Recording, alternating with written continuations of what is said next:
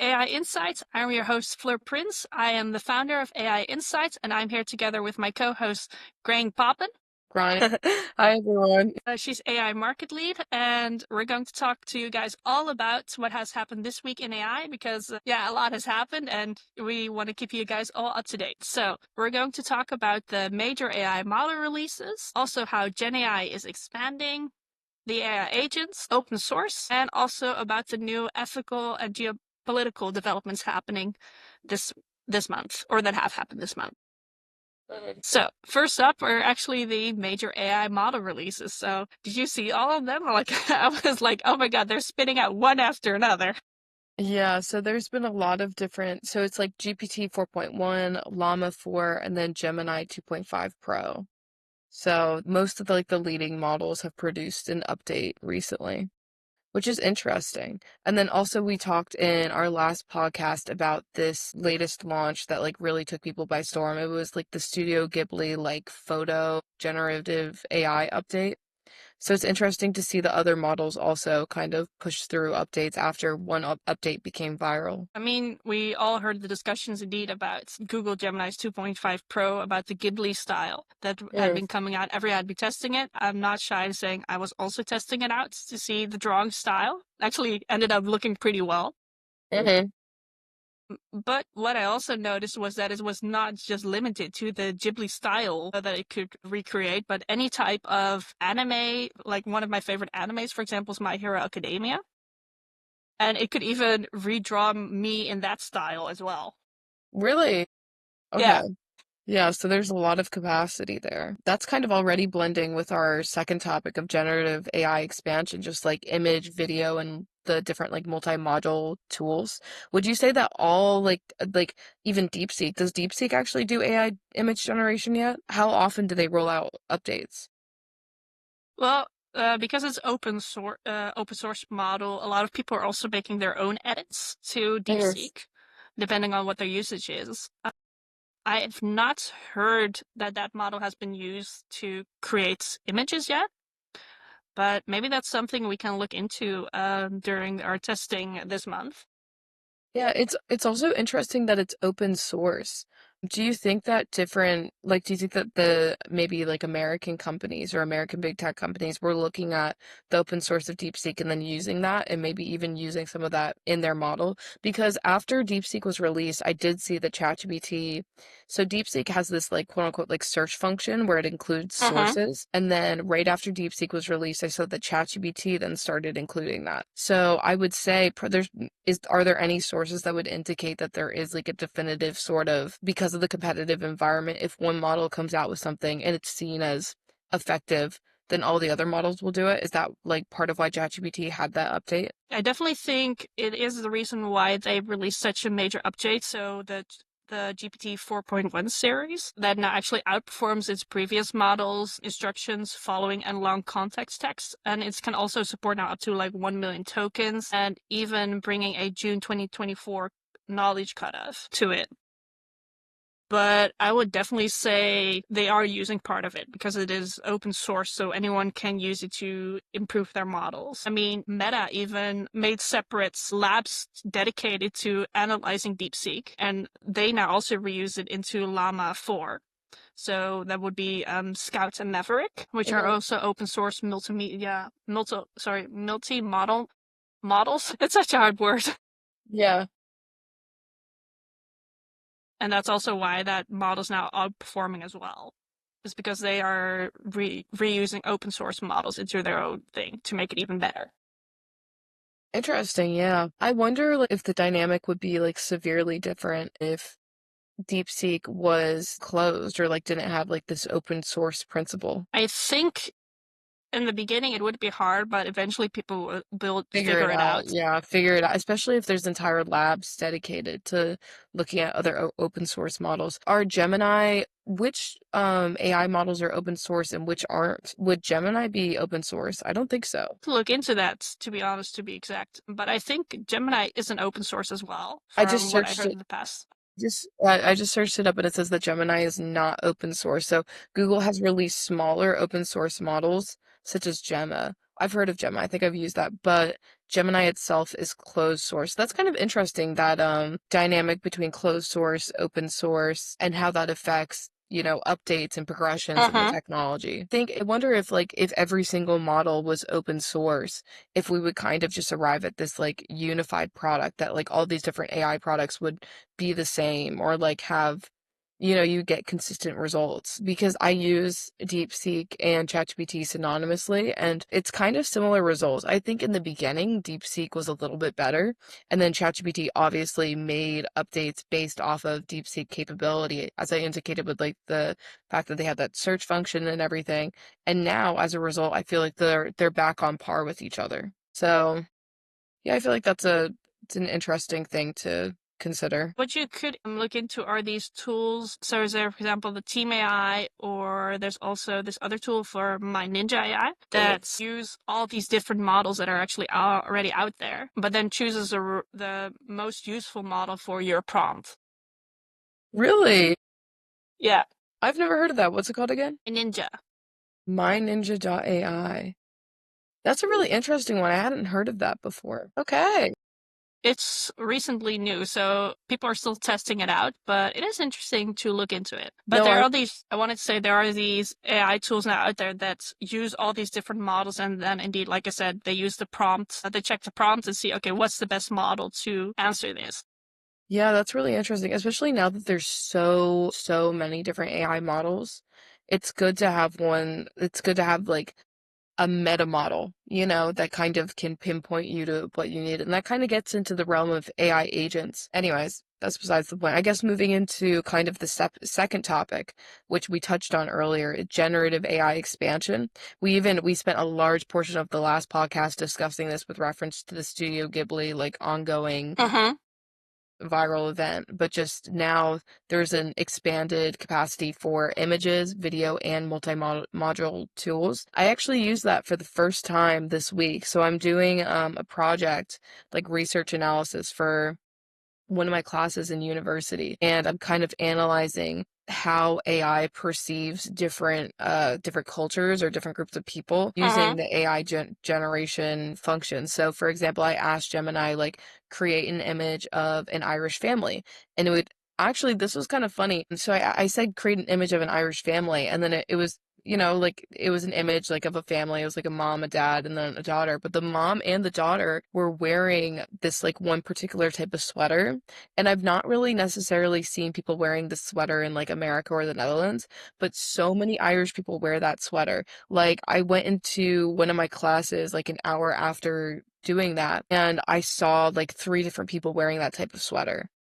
And I was like, okay, that's like almost eerie, that they were able to replicate something authentically. I feel like, whenever AI is inaccurate in something, sometimes if it's inaccurate, then that's like something to be concerned about, because it's like, wow, like these are inaccurate tools. This could have implications. Like if you use this and it teaches children and it like has bad results, etc., etc.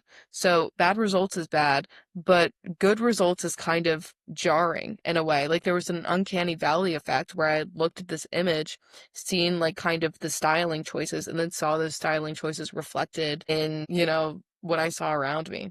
I don't know. No, well, with Google, they have, for example, the advantage that they can scrape their entire database, everything that's ever been published on Google, and then reuse that indeed to make this Yeah, accurate.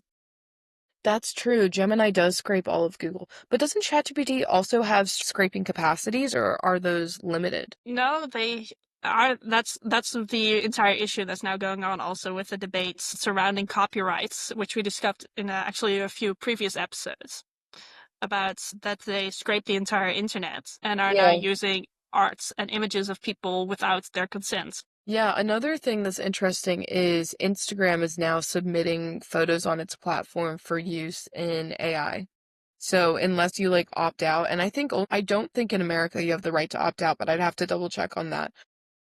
But in Instagram, this was happening.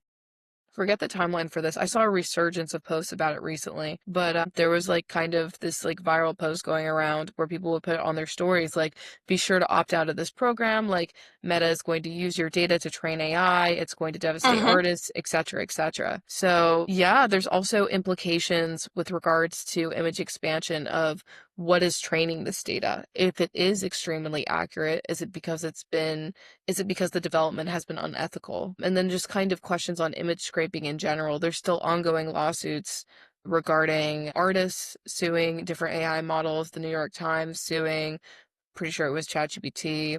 There's a lot of lawsuits, and I think we're kind of right now in this phase of, yeah, expansion, development. There's so much scraping. I don't think that there's enough regulatory or kind of like, case law precedent to suppress any sort of like expansion in this area. So I think the scraping and like the models will continue to develop and develop until maybe there's like a statutory limit introduced somewhere. But also this also co-depends on as well as people's knowledge about data and what it's actually being used for. And that's, for example, why you see now, for example, Europe, actually the need for AI literacy coming Yeah. up. With the EU AI Act, I was actually just going to discuss that. The EU AI Act, I feel like they had an opportunity to kind of address image generation, but I feel like they didn't do so. I was actually just reading an article yesterday about another new application slash expansion of AI, which is AI being used to assess and analyze human emotion. The specific article I was reading was discussing AI being used to assess human emotion in sales pitches. So basically trying to like assess emotion, blah, blah, blah. But the thing is, the EU AI Act really heavily regulates emotional processing by AI systems. And there was just kind of this clear statutory limitation to what could be used and like how this kind of technology could develop. And when I'm reading the act, I don't see anything even remotely similar, any sort of like remotely similar limitation placed on image generation, which is interesting because you would think that image generation would be something that's kind of, thought about, including like deep fakes and Uh-huh. everything. But yeah, not sure. But it's definitely something for us maybe to look into for a future episode to see what is actually the regulation around it. We could Yeah, definitely dive into that. and we've definitely discussed as well wanting to do a piece on deep fakes and how to identify them, and I've Uh-huh. discussed like how far it's gone. Like for example, like Gemini, like I could use it, you could use it, but major companies such as like Adidas, who released like their advertisement that was completely made out of AI, like they have it's such an increased capacity to where you can't really tell anymore. So figuring out like how to assess what a deep like if it's a deep fake or if it isn't will be really important, especially in an age where disinformation is, I mean, also if you're checking out like OpenAI's GPT-4 ways Gen 4, it's really hard to distinguish which images are real and actually which are not real. Because a lot of people are actually now even making short films with these and publishing them for these movie festivals. So the indie movie festivals. yeah, it's an interesting age that we live in. I'll definitely say that much. Didn't you say that there was a Netherlands-based startup that's examining deep fakes and like ways to identify them, and they identify them through like the heat of the photo. Like for example, here you can see that like there's inconsistencies in like it's like in the color of my face, like there's like heat or Mm-hmm. something. Isn't there a Yeah, startup that analyzes that? it was called Duck Duck Goose. No, not Duck Duck Goose. Wait, maybe it was Duck Duck There is Goose. one named DuckDuckGoose, I think. It was a startup that was in Delft at the time. I hope that they're successful. I feel like that's a needed innovation.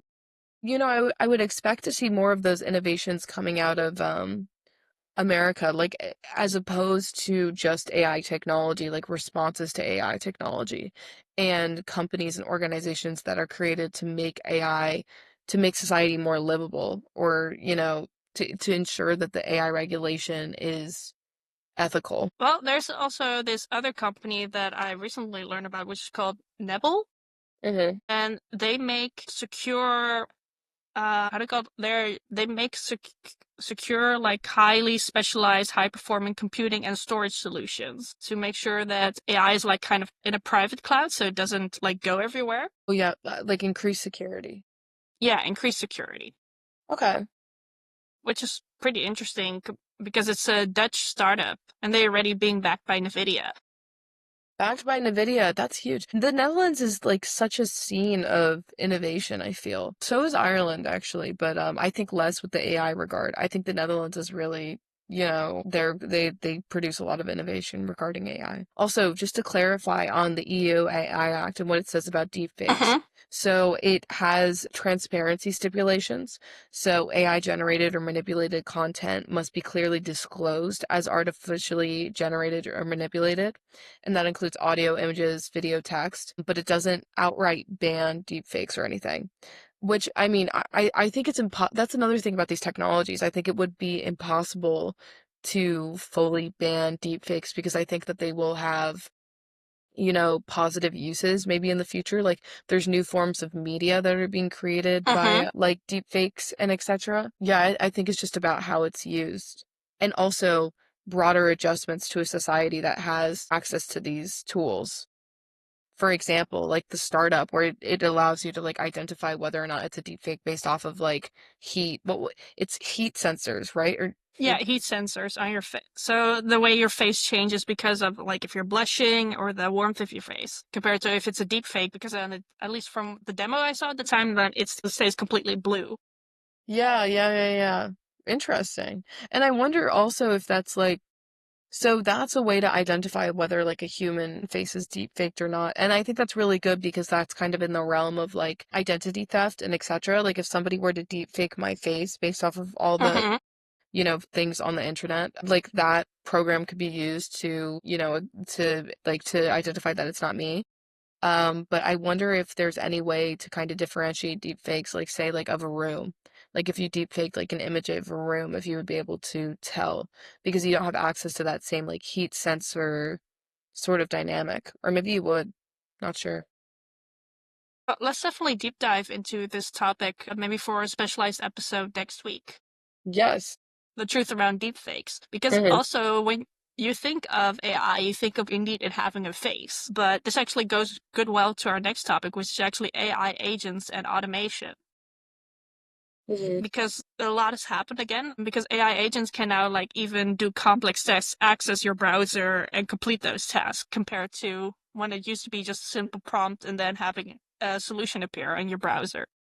Yeah, it's really interesting. I saw a LinkedIn post this week from a colleague working in the legal field, and it was kind of like a case by case or like a weekly itinerary, and then she was explaining how much of her week was done by an AI agent or to what extent an AI agent was like producing her work for her and like how much time it saved, etc. And it was interesting to see that as from like a legal colleague, like somebody that wasn't working in tech. It was interesting to just see that like it kind of has that reach and people are using it to that extent. And especially Copilot Studio. We don't talk about it as often, but Copilot Studio has become, I think Microsoft has just about succeeded in their attempts to make it kind of like a default, the same way that like Mm-hmm. when you think of AI, you think of ChatGPT. I believe that when you're kind of considering AI's use in the commercial world, you would first use like the first compulsory thing is to use Copilot. And that was kind of their intention to become like a standard solution.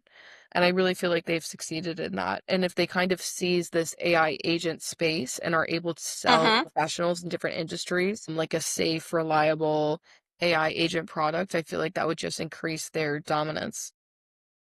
I mean, it can already automate like desktop and web tasks without APIs compared to what OpenAI and Google can offer. And also, if you look at local like first assistants like NVIDIA's G Assist that are running entirely on consumer hardware, so you're no longer dependent on getting a subscription per se. That's really interesting. Would you use AI in your daily life in your work? Currently work Hmm. because yeah, if you work with like sensitive material, you need to make sure that it's all closed off and can't accidentally end up somewhere on the internet.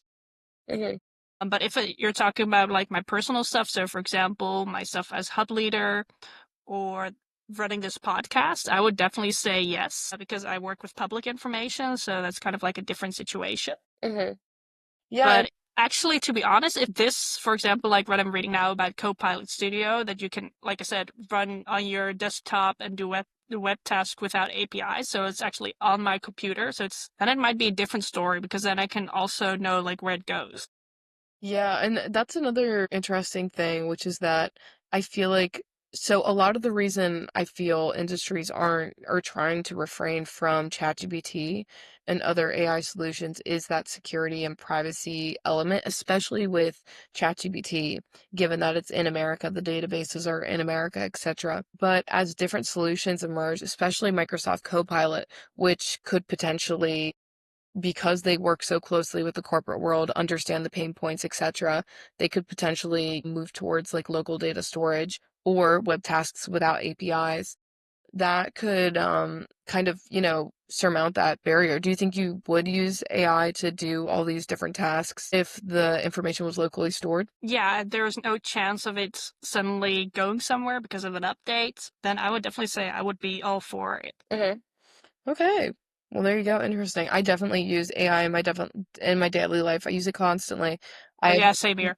Yeah, yeah. It saves But so much time. I've not gone as far as an AI agent yet, though. And another thing that I think would be interesting about an AI agent is that it would have to be responsive to your personality.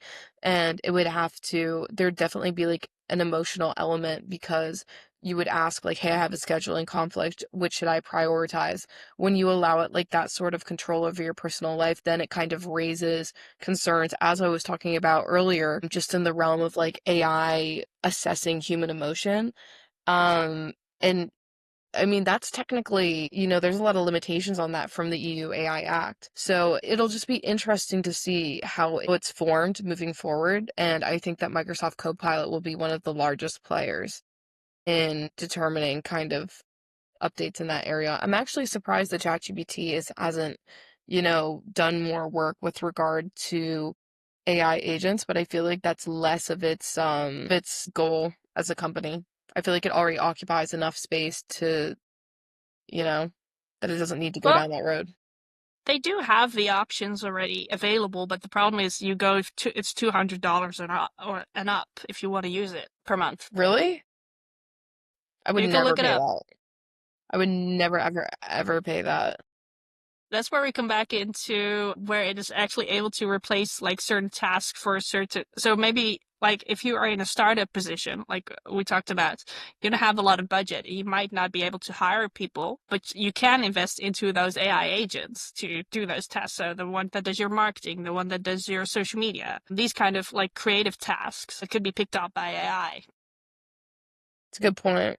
It's a very good point. Copywriting. Yeah, there you go. It's interesting. And then our next topic, I think kind of everything's sort of interconnected, but it's Pretty regarding the much. being open source and the democratization, which is what we talked about in the very beginning when I was saying like, oh, if it's open source versus if it isn't, and like how that drives Uh-huh. innovation.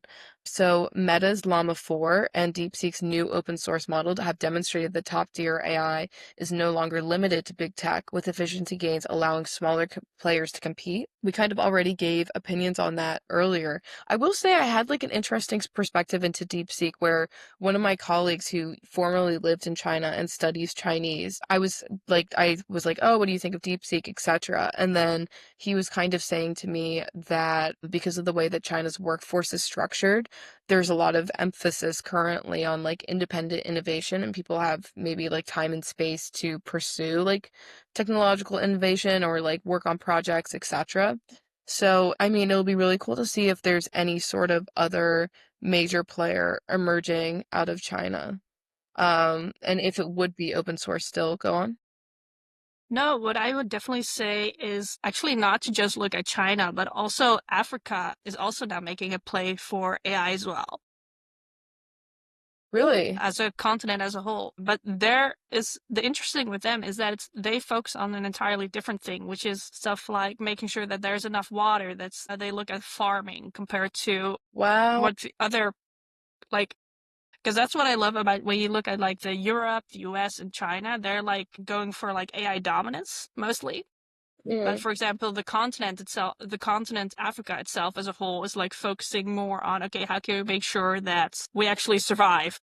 Yeah, that's really interesting. I feel like that should be a deeper priority for Ireland as well because we host all of the data centers for Europe. So all of this AI production, at least with regards to like Europe's Hmm. region, is really off of the back of Ireland and like environmental degradation to Ireland. Ireland is not a big country either. Like it's incredibly small and it has like a very, so much of it is like when you think of Ireland, a lot of the times you'll think of like green hills, like the wildlife as well. And that's certainly taking a hit because of technological innovation. So I would expect to see a lot of sustainability, kind of pushes from Ireland as well. Europe is equally kind of, continental Europe is kind of also focused on sustainability. I think the least sustainability focused would be America. Yeah, well, it's difficult to say Yeah.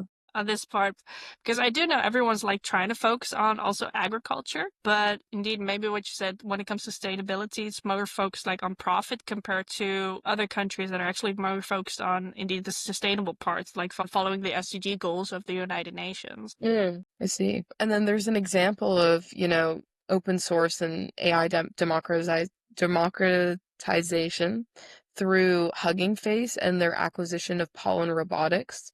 They're trying Hmm. to, signal a push to make robotics and AI more accessible and also decentralized. I think decentralized is such a crucial word, especially in a world that is so globalized, like in the past, I feel like specific countries would have access to technology or technological forums or advancements. But now everybody has a phone and you can code on a phone or you can like write down code on a phone or you can learn on a phone or you can engage in those spaces through the phone. Um, so it's really interesting to kind of see the fact that all countries can have a role in this specific form of like technological revolution in a way. Like I would compare it to the dot-com bubble when Google was Hmm. created and everything. I feel like at the time that Google was created, a lot of countries like there was a much more extreme gap between what people had access to. Like back in the day, like a computer was like what, like this size and like you would have one in a house and like that's that couldn't be farther from today where like me as a college student I have my own laptop and my laptop is with me at all times and if I wanted to code on this laptop if I wanted to try to build my own AI model I absolutely could. So I feel like so this sort of wave of like technological revolution is so distinct from the dot-com bubble because of this sort of everyone's capacity to kind of engage with it.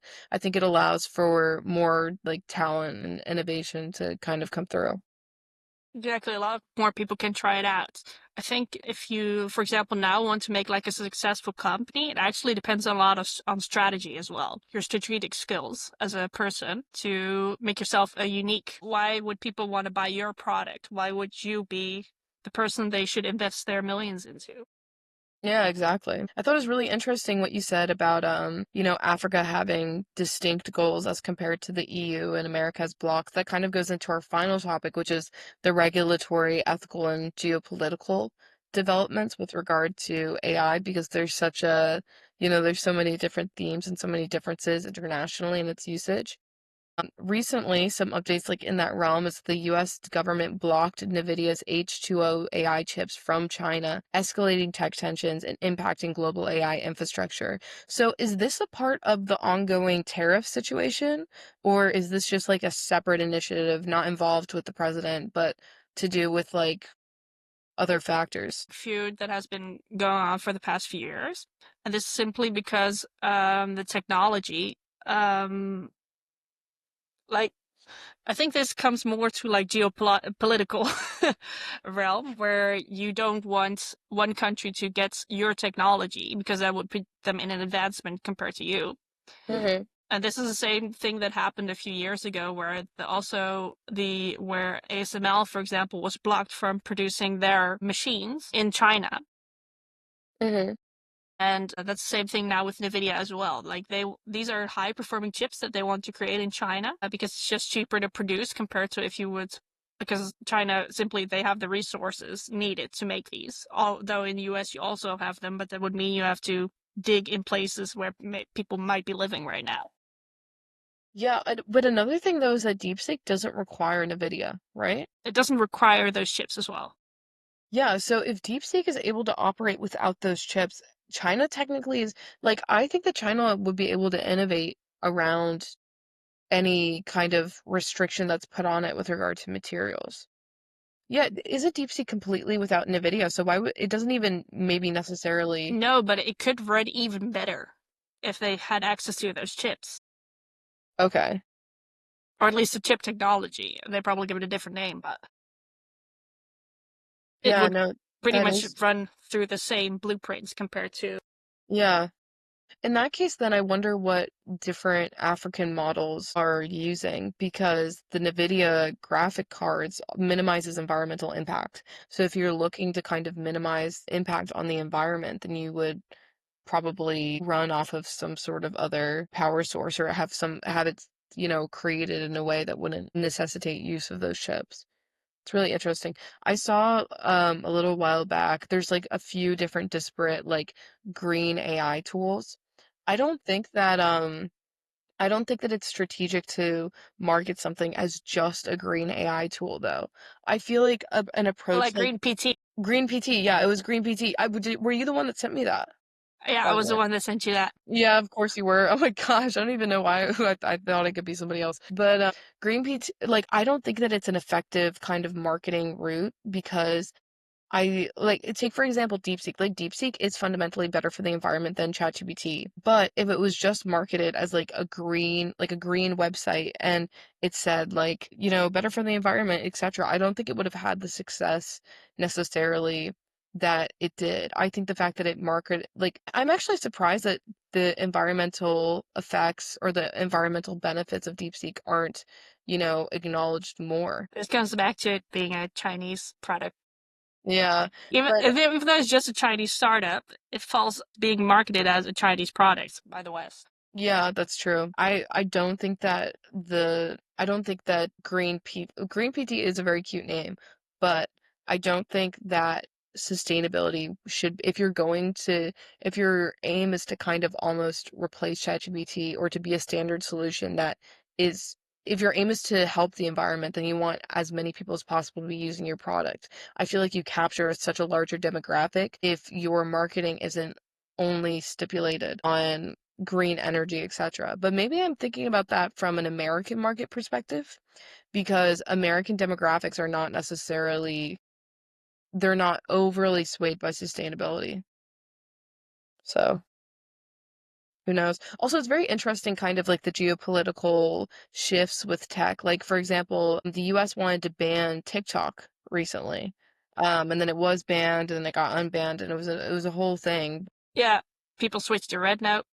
People switch to Red Note. Yeah, I was there for that. But it could be interesting potentially, especially with the current administration. They're prone to action. We could put it that way. And maybe in the future they would ban DeepSeek or ban like a competing model that is from a different country. The thing was also the problem is like trying to ban tech that you don't understand is Mhm. that it can be easily replicated. You just put it under a different name and you start the whole process over again. Yeah, because it's open source. So maybe like ChatGPT almost resembles, or, there's different products that are created in America that are functionally the same thing. Yeah, a lot of it is to do with branding, I will say. I think that, as different roles are replaced by AI, I think that marketing is not one of them necessarily. Although it definitely will be incredibly impacted by AI, but, marketing is such like an interesting kind of inflection point in all of this, like what people are choosing to use and why. You're also trying to go against like what the internet was supposed to be when it was started. Is that it's an information source that everyone has access to. Yeah. And everyone truly kind of does. Well, not everyone, but many people. This is what I was just saying that now more than ever people do have access to it. Sometimes I wonder about there aren't there like still to this day like tribes that are completely like they don't have contact with the outside world and they're protected legally. I wonder if you like handed them like a phone or AI or like with the rate that we're going, I would say that there Uh-huh. probably will be like an AI agent that has like a physical apparatus, so like a robot that can move around your house with a face that displays emotion. Like when Yeah, but you know when like, I'd say Hugging Face acquisition of Polen Robotics will be an interesting one. oh, really? Oh, that's true. Yeah, that's a good point. Oh my gosh, I I didn't mean, even, yeah, but because it literally is about a push to make robotics and AI more accessible and decentralized. So that it's not, for example, owned completely solely by Tesla that is able to make robots actually move and stuff, but that actually people might be able to build their own. oh my gosh, yeah, I just searched that up. Quote, Hugging Face sells humanoid robots following acquisition. So that's like the next step. Like so many people have like Alexas in their house or like what's the other one? It's Alexa and Google Home.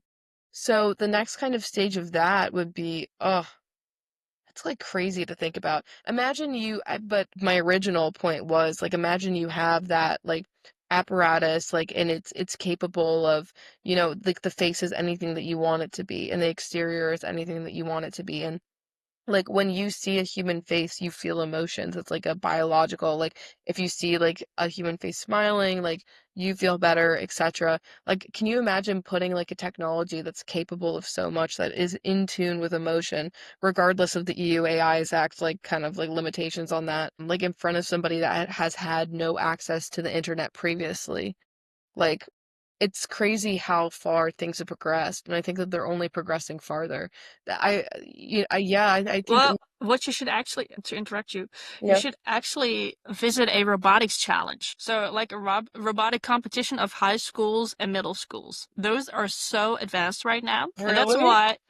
that's why I found the Hugging Face acquisition of Problem Robotics so interesting, is because if people are able to build their own robots, they understand how to implement software like ChatGPT, Gemini Pro, or other open source models. I know Gemini is not an open source now, but if you know how to combine those two, you could pretty much build your own decentralized ChatGPT robot that does the cleaning in your house and make adjustments to it because you know the basic of robotics. So you know how to wire everything.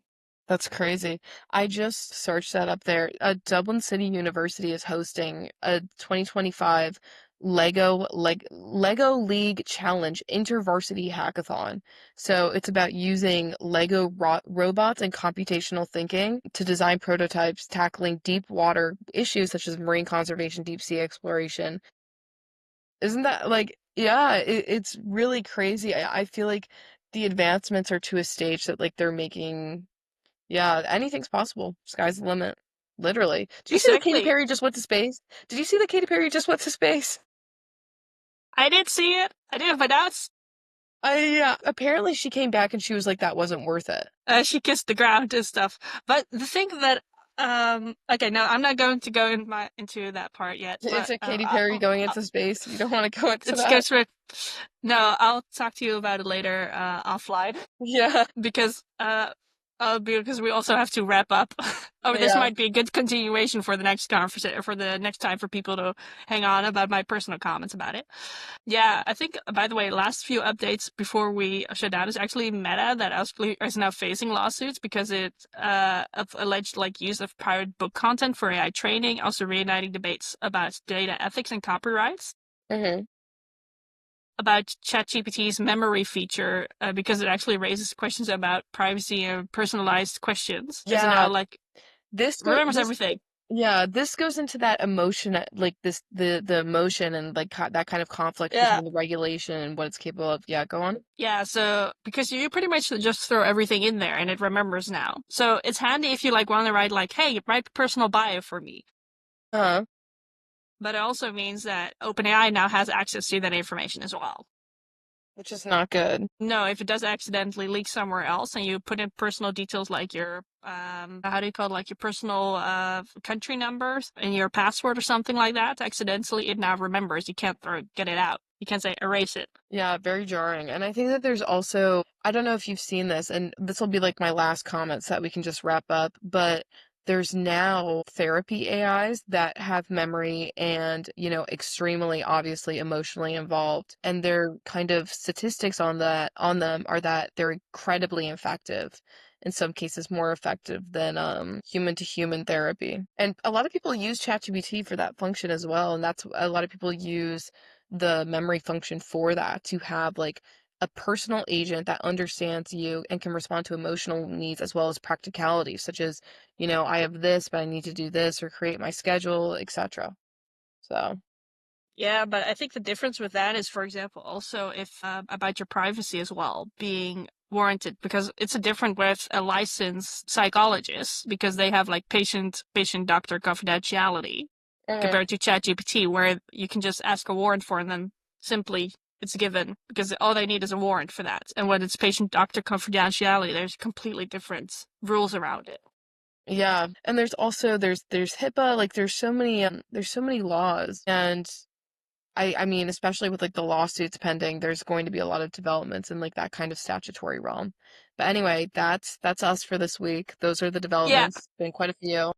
we covered quite a few, which well, we have not been doing our weekly updates for the past 2 weeks because we were both pretty busy. Yeah.